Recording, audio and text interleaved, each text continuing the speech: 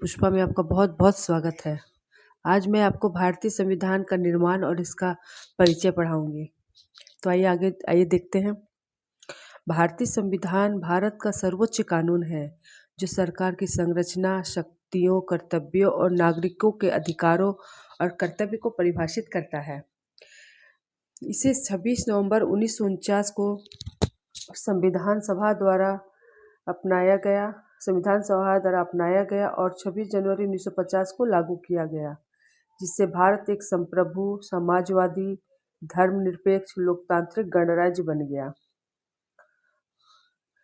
जैसे कि बोलते हैं, भारतीय संविधान जो है वो हमारे देश का सर्वोच्च कानून है। संविधान के ऊपर कुछ भी नहीं है, कोई भी कानून नहीं है। हमारे देश में जो भी कानून चलता है वो संविधान के अनुसार ही चलता है। जो भी सरकार चलती है, सरकार की नीतियाँ, जो भी कानून बनते हैं वो संविधान के अनुसार ही बनते हैं। इसमें कहा गया है कि जो सरकार की संरचना, कर्तव्यों, शक्तियों, नागरिकों के अधिकारों, कर्तव्य को परिभाषित करता है। यानी कि हमारे देश में सरकार की क्या संरचना होगी, क्या शक्ति होगी, क्या कर्तव्य होंगे, नागरिकों के क्या अधिकार करते हैं, नागरिकों के क्या कर्तव्य है, ये सारी चीज़ें को हमारे संविधान में जो है वो विस्तार से बताया गया है। तो इस संविधान को 26 नवंबर 1949 को संविधान सभा द्वारा अपनाया गया था और 26 जनवरी 1950 को लागू किया गया, जिससे भारत एक संप्रभु, समाजवादी, धर्मनिरपेक्ष और लोकतांत्रिक गणराज्य बन गया। 26 जनवरी 1950 को हमारा संविधान जो है उसे लागू किया गया था, जिससे भारत एक संप्रभु देश बन गया, एक समाजवादी, धर्मनिरपेक्ष, एक लोकतांत्रिक गणराज्य बन गया। भारत का संविधान दुनिया का सबसे बड़ा और लिखित संविधान है।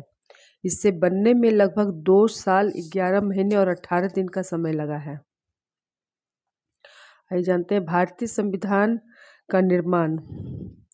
भारतीय संविधान का निर्माण एक संविधान सभा द्वारा किया गया और इसे बनने में लगभग 2 वर्ष 11 महीने और 18 दिन का समय लगा। संविधान सभा का गठन कैबिनेट मिशन योजना के प्रावधानों के अनुसार अप्रत्यक्ष रूप से राज्यों के विधानसभाओं द्वारा नवंबर 1946 में किया गया था। हमारा संविधान का जो निर्माण हुआ वो एक संविधान सभा द्वारा किया गया था और इस संविधान को निर्माण होने में लगभग 2 साल 11 महीने और 18 दिन का समय लगा। और ये जो संविधान सभा जो था उसका गठन जो है वो कैबिनेट मिशन योजना के प्रावधानों के अनुसार अप्रत्यक्ष रूप से राज्यों के विधानसभाओं द्वारा नवंबर 1946 में किया गया था। यानी कि जब हमारे संविधान का निर्माण की बात आई तो कैबिनेट मिशन योजना जो आई थी हमारे देश को आज़ाद करने के लिए, उन्होंने एक प्रावधान किया कि जो एक संविधान सभा बनाया जाए और जिसमें राज्यों की विधानसभाओं के सदस्यों को शामिल किया जाए।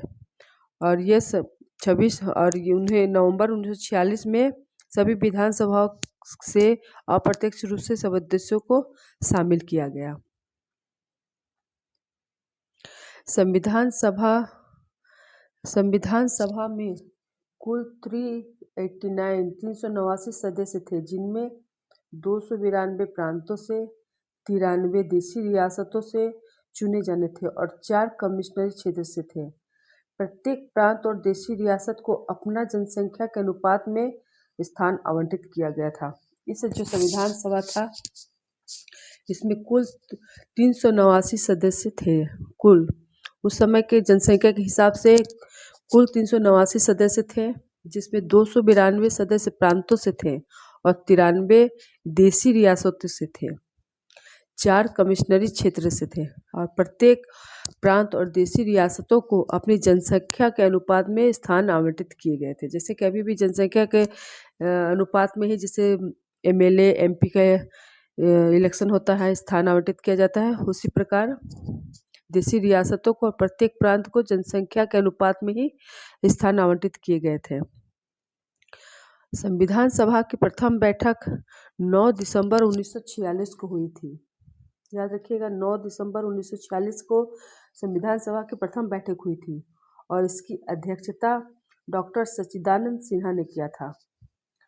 प्रथम बैठक की अध्यक्षता किसने किया था? तो डॉक्टर सच्चिदानंद सिन्हा ने किया था। और उसके बाद 11 दिसंबर 1946 को डॉक्टर राजेंद्र प्रसाद को संविधान सभा का स्थायी अध्यक्ष नियुक्त किया गया। याद रखिएगा दोस्तों, 11 दिसंबर 1946 को डॉक्टर राजेंद्र प्रसाद को संविधान सभा का स्थायी अध्यक्ष नियुक्त किया गया। प्रथम बैठक की अध्यक्षता किसने की थी? तो डॉक्टर सच्चिदानंद सिन्हा ने। और उसके बाद 11 दिसंबर 1946 को डॉक्टर राजेंद्र प्रसाद को संविधान सभा का स्थायी सदस्य नियुक्त किया गया।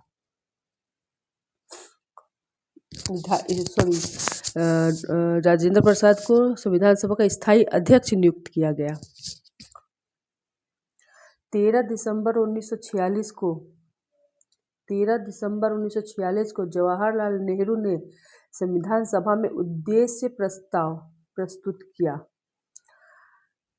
13 दिसंबर 1946 को जवाहरलाल नेहरू ने संविधान सभा में उद्देश्य प्रस्ताव प्रस्तुत कर संविधान निर्माण का कार्य प्रारंभ किया।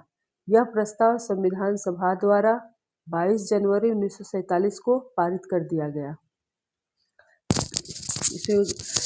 13 दिसंबर 1946 को जवाहरलाल नेहरू ने संविधान सभा में उद्देश्य प्रस्ताव प्रस्तुत किया। उद्देश्य प्रस्ताव मतलब हमारी जो प्रस्तावना है उसे प्रस्तुत किया गया और उसी दिन से संविधान निर्माण का कार्य प्रारंभ हो गया। यह प्रस्ताव संविधान सभा द्वारा 22 जनवरी 1947 को पारित कर दिया गया। 13 दिसंबर 46 को प्रस्ताव को प्रस्तुत किया गया, उद्देश्य प्रस्ताव को, और 22 जनवरी 1947 को इसे पारित कर दिया गया। संविधान निर्माण के लिए विभिन्न समितियां बनाई गई थी, जैसे कि प्रक्रिया समिति, वार्ता समिति, संचालन समिति, कार्य समिति, संविधान समिति, झंडा समिति आदि। संविधान बहुत बड़ा था। संविधान के निर्माण के लिए विभिन्न समितियां बनाई गई और सभी समिति को अलग अलग कार्य सौंपा गया था। जैसे प्रक्रिया समिति बनाई गई, वार्ता समिति हुई, संचालन समिति हुई, कार्य समिति हुई, संविधान समिति हुई, झंडा समिति आदि का निर्माण किया गया। विभिन्न समितियों में से सबसे प्रमुख प्रारूप समिति थी। प्रारूप समिति याद रखिएगा, सबसे महत्वपूर्ण प्रारूप समिति यानी ड्राफ्टिंग कमेटी थी, जो 19 अगस्त 1947 को गठित की गई थी और इसके अध्यक्ष थे doctor B.R. Ambedkar. Doctor B.R. Ambedkar को भारतीय संविधान का जनक कहा जाता है। तो ये आपने देखा कि विभिन्न समितियों का निर्माण किया गया था संविधान निर्माण के लिए, और उनमें सबसे प्रमुख था प्रारूप समिति यानी कि ड्राफ्टिंग कमेटी, जो कि 19 अगस्त 1947 को गठित की गई थी और इसके अध्यक्ष थे डॉक्टर B.R. अम्बेडकर। इसीलिए डॉक्टर B.R. अम्बेडकर को भारतीय संविधान का जनक कहा जाता है। 26 नवंबर 1949 को संविधान सभा ने संविधान को अंगीकृत किया, इसलिए 26 नवंबर को विधि दिवस के रूप में मनाया जाता है। हमारा संविधान तैयार हो गया और 26 नवंबर 1949 को संविधान सभा ने संविधान को अंगीकृत कर लिया, इसीलिए हर 26 नवंबर को विधि दिवस के रूप में मनाया जाता है।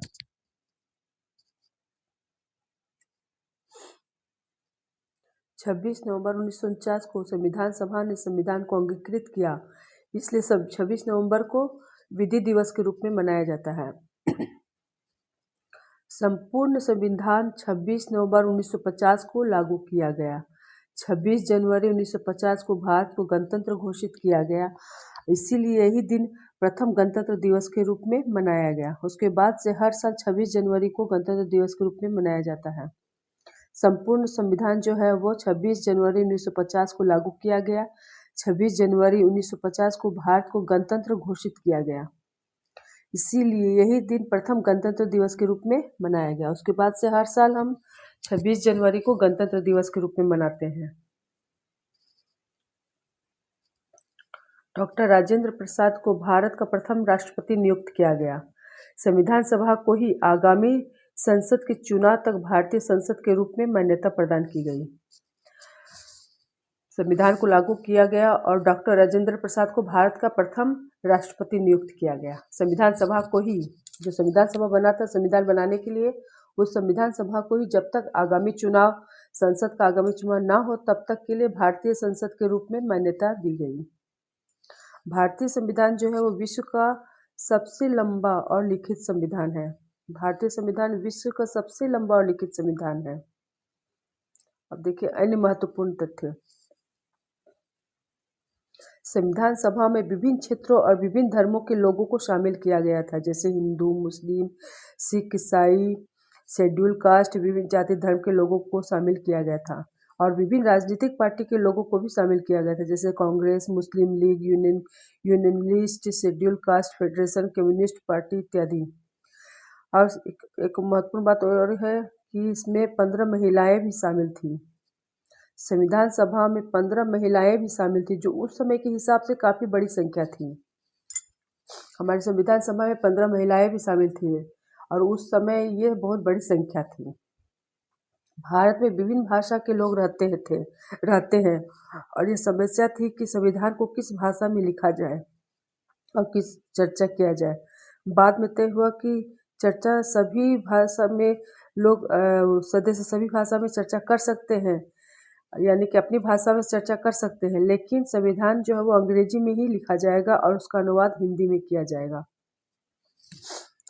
अब भारत में जो है वो विभिन्न भाषा के लोग रहते थे, तो समस्या थी कि किस भाषा में संविधान को लिखा जाए, क्योंकि यहाँ तो बहुत सारी भाषाएं हैं और किस भाषा में चर्चा की जाए।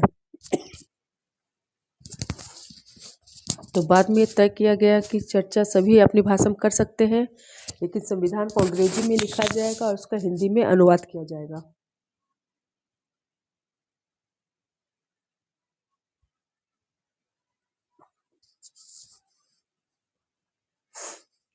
भारतीय संविधान के निर्माण प्रक्रिया में विभिन्न देशों के संविधानों का अध्ययन किया गया और उनके महत्वपूर्ण चीज़ों को भारतीय संविधान में शामिल किया गया।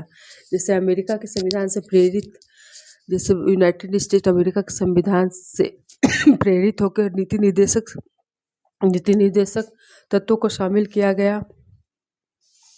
मौलिक अधिकार और न्यायपालिका की स्वतंत्रता भी अमेरिका के संविधान से लिया गया।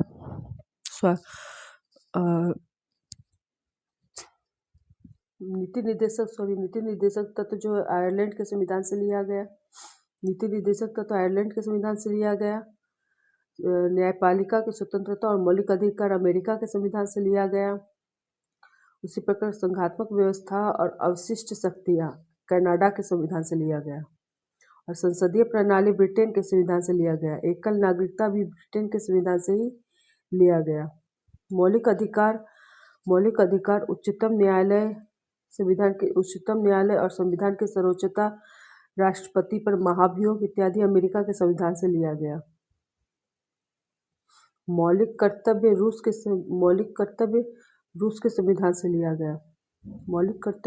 संविधान से लिया गया। और अनुच्छेद का प्रावधान जापान के संविधान से लिया गया। प्रस्तावना समवर्ती सूची शक्ति विभाजन ऑस्ट्रेलिया के संविधान से लिया गया। प्रस्तावना समवर्ती सूची शक्ति विभाजन ऑस्ट्रेलिया के संविधान से लिया गया। और संविधान में जो संशोधन की प्रक्रिया है वो दक्षिण अफ्रीका से लिया गया। आपातकालीन उपबंध पश्चिमी जर्मनी से लिया गया। इस प्रकार भारतीय संविधान विभिन्न देशों के संविधानों के समावेश से बनाया गया है। भारतीय संविधान जो है विभिन्न देशों के संविधानों के समावेश से बनाया गया है। तो आज का क्लास यहीं पर समाप्त होता है। आप लोगों को अगर पसंद आया तो मेरे चैनल को सब्सक्राइब करें, लाइक करें, शेयर करें। Thank you.